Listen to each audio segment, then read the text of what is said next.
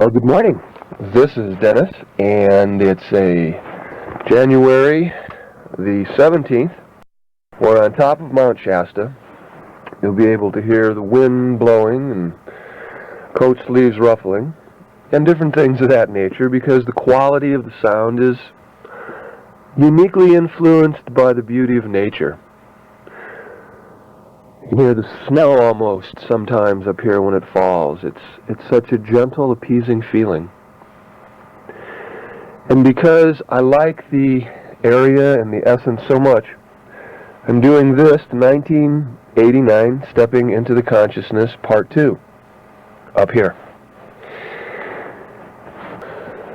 The way the tapes are done is that sometimes they are lists of material. Sometimes I do inspirational things. Sometimes it deals with feeling. But most of all, it's an hour of me talking with you, expressing the things that have gone on within the last month that appear to have, or appear to play a part within our growth. I teach in my own inevitable style, of course, and it somewhat follows the lines of easiness, lightening up, almost as if I was just sitting there in your living room talking with you. I find that by sharing my own personal experiences that sometimes this helps give you a reference point as to just the regular, average, everyday look-see, instead of this profound material that constantly comes across and fills your mind with a bunch of facts, but sometimes isn't that sit in a rocking chair kind of feeling that we need. I follow somewhat of a pattern like Jesus, in so much as I use, not parables, I wouldn't know what you would call them, but little short stories where I will compare something that happened in the day so that as a personality you can see how that is applicable to you in your everyday living. I enjoy being up here and teaching from up here because usually I'll be able to get in, say, 1, maybe 2 hours of meditation before I actually do the tape, which to me gives me that feeling of a lightness, a clarity. Oh, good morning there, Mr. Bird. And as you can tell, we get a little morning nature in there with us. There are a few birds, regardless of the temperature, who do visit me. This one squawking, if you can hear it in the distance, is one that usually hangs out. It's nice to share the song of a bird also, along with all of the other things that go on up here. The song of the wind is also pleasant, and like I said, you can almost hear the snowflakes. And every now and then, a little cry of a bird, and perhaps you'll even get to feel or see some very unusual colors skate across the mountaintop while you sit here. And so all in all, I feel that the tape is majorly inspirational. Once again, it doesn't follow any particular pattern of teaching because I'm not any particular teacher. And I just sort of start as it goes and how I feel in the moment. I've had great success with the tapes, and so without further ado, I think we'll just sort of get into it. Kind of sit yourself back and relax. This is going to be pretty much of a peaceful tape because I feel peaceful, and I can only reflect to you in the moment what is going on. Subject material is picked as I feel it from time to time. I do not make the tapes 12 at a time so that I just send you a different one each month. I make them as I'm up here, in the moment, because I like to express with you the things that we're all feeling together. What is going on in the day?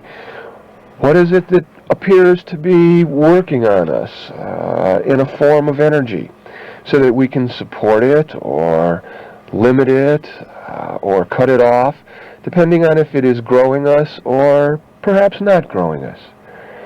You will find that I'm in a non-judgmental state. I don't I don't try to put qualifications on the things I teach. In other words, when I'm up here talking, I'm talking in a way of, and you can believe it, and you don't have to believe it. If it works for you, use it. If it doesn't work for you, just kind of hang around. It may work for you a little later on. Whatever it is, it'll be pleasant and easy. For those of you who don't know me, I'm an individual who is dealing with self-transformation, not only for me, but for all of us on the planet. I believe that anything that I can do, naturally anybody else can do, and I believe that we have all of these qualifications within inside of us. The reason that you're buying this tape series is because you've heard of things that I've done, or you've heard of things that I've said, or you feel a warmth inside of you about the teachings. But basically, I teach one thing. There is a God, and you are part of it. And that everything that I share with you is specifically designed to awaken that spirit or that God part up inside of you so that you can say, wow, I can feel this, I can sense this. You see, there are so many parts of us that not all of the parts are subject to our five senses. And we have these other bodies, these feeling bodies, these intuitive bodies, these knowing bodies. And I feel that as I talk, I would like to enhance those bodies that are within you so that you begin to realize that you are so much more than just a physical eardrum listening to what I say. I add humor because I believe it is that lightness which accelerates us, which grows us. I think that we have enough pressures of the day putting downward force on us so that we should be able to look at that spirit and kind of let go of those heavy pressures and just sort of feel the lightness that we are, the joy that we are, the happiness that we are. In this everyday hustle and bustle, sometimes we forget that we are more, and we get wrapped up into the physical structures. In this tape series, I want to start off with 3 unique tapes in the beginning of this way. And this first subject material that I would like to talk about, and I've talked enough about myself. If you're buying this tape, you must know something about me. Just to give you a little more, naturally, I'm sure that you've heard that in 1983 I altered salmonella bacteria with the mind to basically demonstrate that the human body is capable of altering anything that it would like. And if the human body and the human mind can do this, then what else can we really do? What are the limits that we are capable of reaching out to? Not our limits, but what is the limitlessness that we are capable of reaching out to? And what are the limits that we are capable of letting go of? I'd like to start this tape off, and I know I've said this a few times, but because it's the first tape, I want to make sure that everybody listening out there is sort of relaxing into their chair and getting somewhat of a subtle idea of what's going to take place. Play these tapes often. They're very informative and they're filled with pearls of wisdom. I know that to be true because I put them in there. The other avenue is to sometimes read between the lines. There are feelings that go between the lines. Relax and enjoy. And I feel that as we grow, we will be able to experience this. This year, prosperity. This year, growth will be the key expression for us. I believe that our prosperity is going to grow in several ways. Now, when you hear the word prosperity, a lot of us feel that there is a reference to money. But prosperity is actually so much more than just money. It's our enlightenment. It is our way that we see the world. It is the way that we feel this world. And it is the way that we intuit this world. You see, in order to have the prosperity just on the physical plane, we must also have the prosperity in the emotional plane, and in the mental plane, and in the intuitive plane, and in the feeling plane, because these are all avenues of ourselves that we have a tendency to overlook, because we are basically looking at, and can the bill be paid today on the due date? Is there a nice meal on the table for supper? And so in terms of prosperity, this is what we look at. And sometimes our essence may overlook the prosperity of going through the day and having that joyous little smile cross the corner of our lips as we see another human being express a state of joy or express a state of lovingness or show a little kindness to the other human beings that we share this planet with. I was sitting in McDonald's.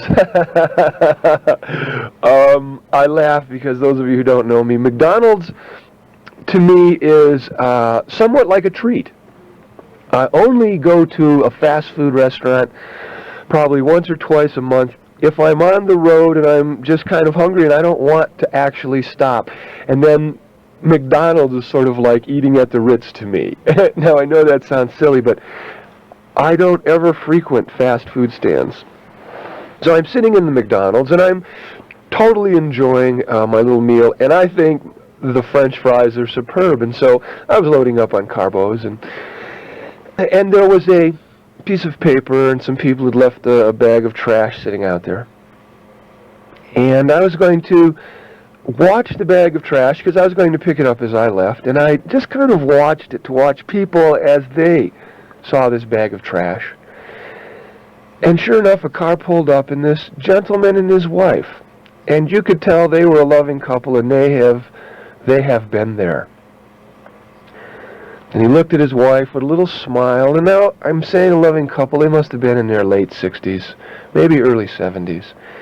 And he walked right over there and he picked it up. And he felt good because you could see him glow. He felt good about picking up trash just to make his home, which is this planet, look a little cleaner. And there was a smile on my lips. And I noticed that, yes, the senses of seeing definitely observed it, but there was a sense of feeling. I noticed that as he lifted, a smile came over my face, and it was like, wow, the man cared about the planet he lived on. And there was a little joy that kind of rushed through my body. And I knew that joy came from nothing more than experiencing another human being feeling good about what they were doing, feeling good, feeling prosperous. You see, they felt that they had done something and received something. I had felt the same way. I had felt I received the gift of the joy of an individual doing his part and feeling good about it, not but actually, and not blaming anybody. Boy, look at these people doing it. He just picked it up out of pure joy, smiled at his wife, she kind of smiled back, and there was that prosperousness of feeling. That prosperousness of knowing that within your heart, a little burst of joy just kind of like went boop. And I noticed that prosperous feeling inside of me didn't have anything to do with money or anything like that. It was just a feeling that, wow, what a far out thing. And as I felt that, I could feel that glow that was so nice and so loving that it just sort of rolled around the planet. Do you know what I mean? You are the world. You are a creator. You are the universe. And as you put that joy out, that prosperous feeling of joy, it goes around the planet. And then my mind kind of didn't really think, but it had that intuitive of, wow, that was really nice. What a loving thing that gentleman did. And I acknowledged it. I spoke out and said, thank you. And the gentleman knew in his heart that I said, thank you for picking it up, and it was a clean act. And then he felt expanded, and he became prosperous in the feeling of not only did he do it for the planet, but the planet noticed back. In retrospect, his wife and me. He did it without wanting something in return. And I think that prosperousness is being an avenue of God, where in turn you don't respect or you don't expect anything back. You just did it because you were in the joy of it. You were prosperous in the knowing that this is something that should be done, that this is something that is rewarded out of knowing. And as all of this went on, I began to notice that prosperity wasn't something outside of me. I was prosperous. I am prosperity. And that I can receive prosperity in more ways than just financial. Joy to my heart. Joy to my mind. I am becoming prosperous. I am receiving things that go beyond the physical plane. And as all that went on, I also began to realize my divinity within that gentleman and wife as they did their thing. And I began to feel more of part of the universe than ever before. And I began to feel the joy. And I began to feel the godlike avenues of it. And so there was just a little simple prosperous thing that grew me. Along in these avenues, I'm going to cover a lot of things because it's an intro tape. Along with these avenues, I noticed that along with that prosperousness came abundance. I received a smile that may not have been there. And so I realized that a gift was given to me. I also realized that somewhere along the line I created that gift to be given to me by doing that very same caring act somewhere else. The joy of experiencing was quite nice, and I realized that as the day went by, I abundantly received several of those things.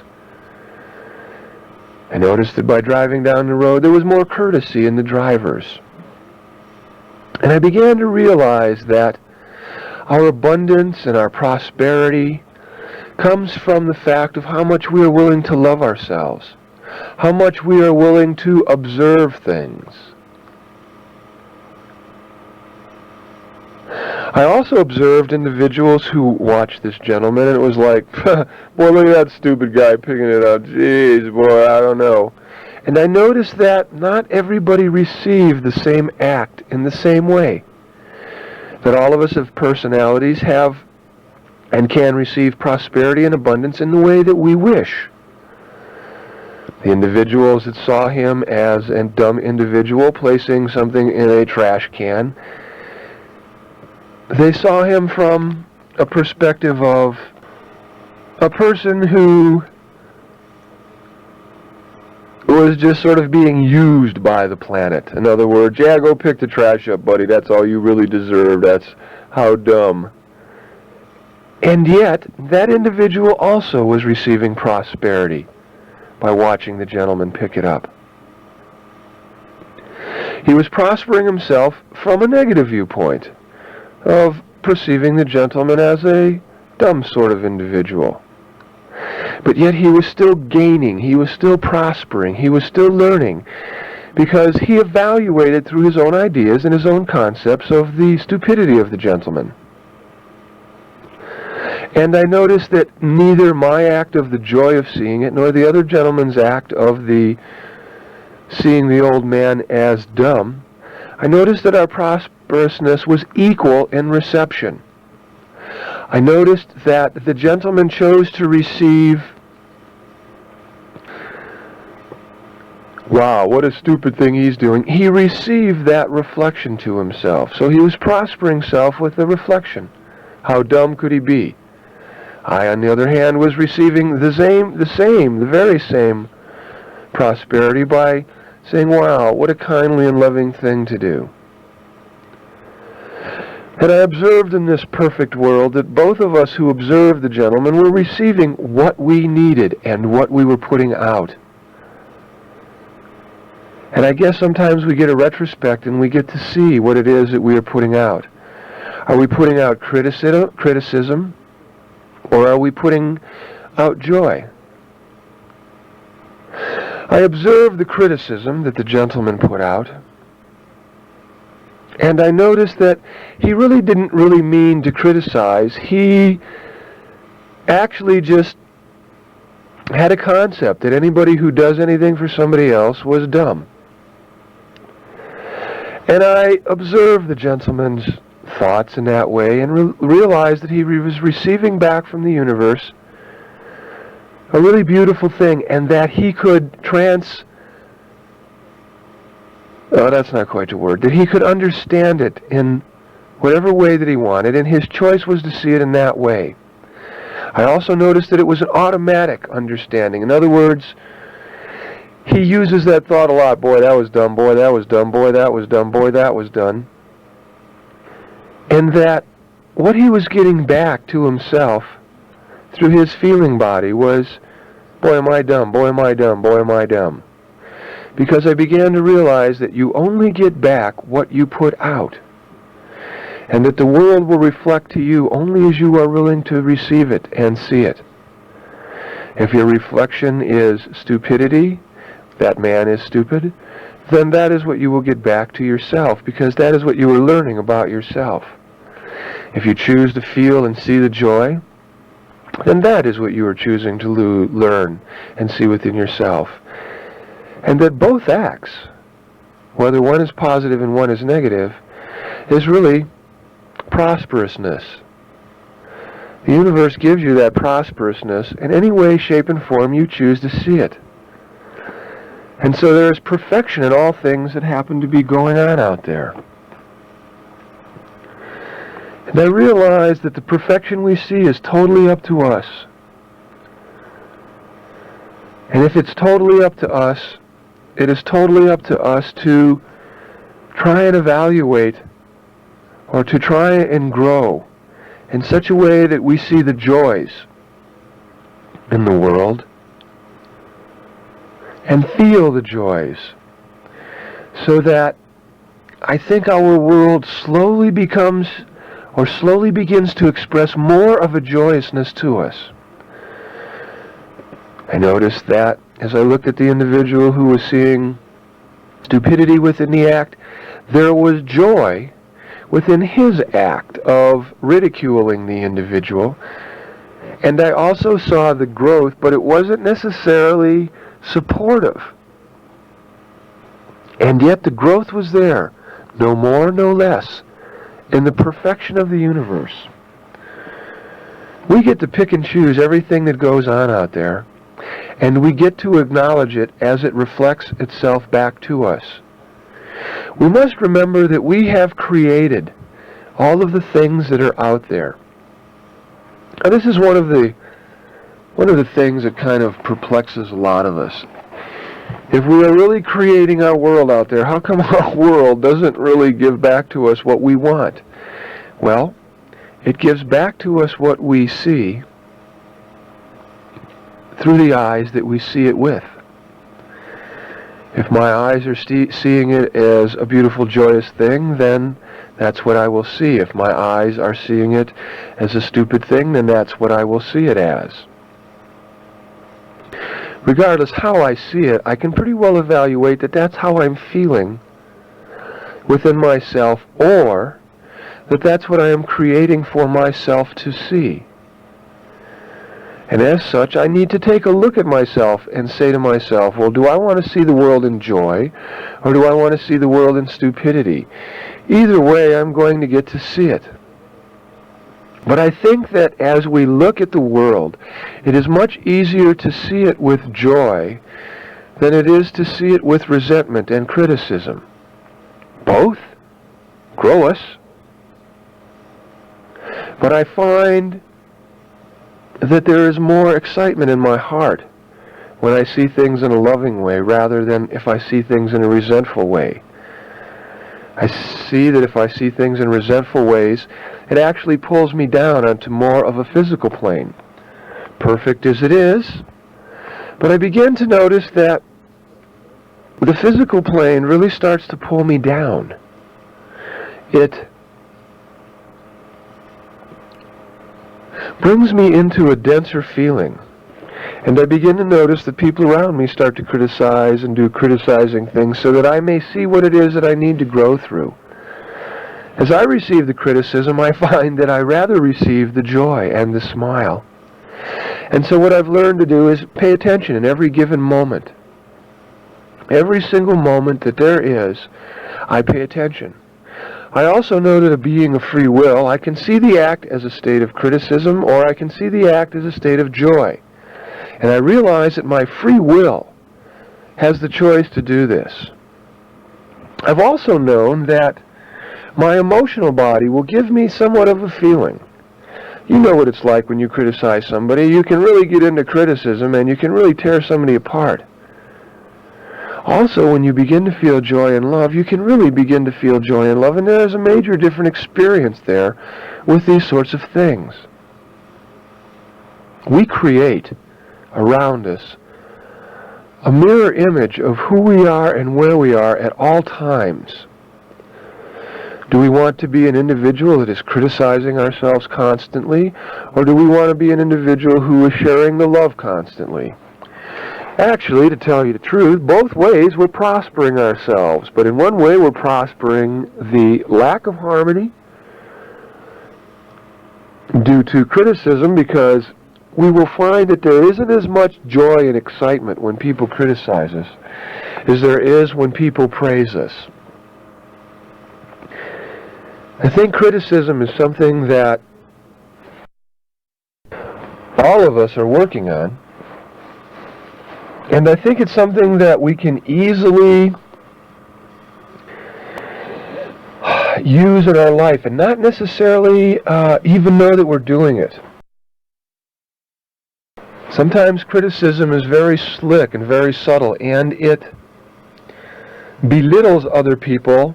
And as we belittle other people, it makes us feel better about ourselves for some reason.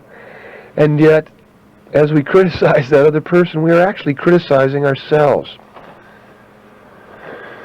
Criticism is something I think that we all deal with in a very subtle way. And that if we were to pay more attention to it, we would be able to help our divine side or our spiritual body, or at least if we pay attention to it, we would find that less criticism is being reflected back to us.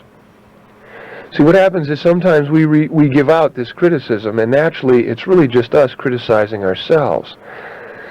And so we feel that the world is criticizing us, so we want to get a couple zingers back in there. So we criticize some other people, feel a little good about ourselves then, because, well, at least I'm not taking all of it. I just kind of blew the blunt onto that person. And yet, criticism is something that we need to let go. It is a concept. It is an idea that we are not worthy to be us. And because we have that fear that we're not getting enough strokes, we will criticize others so that we can get the laughter of ridiculing somebody. Subtly, of course. None of us do it belligerently, just subtly. I notice that this tape's coming to an end, so we'll shoot over to the other side. I'll see you there.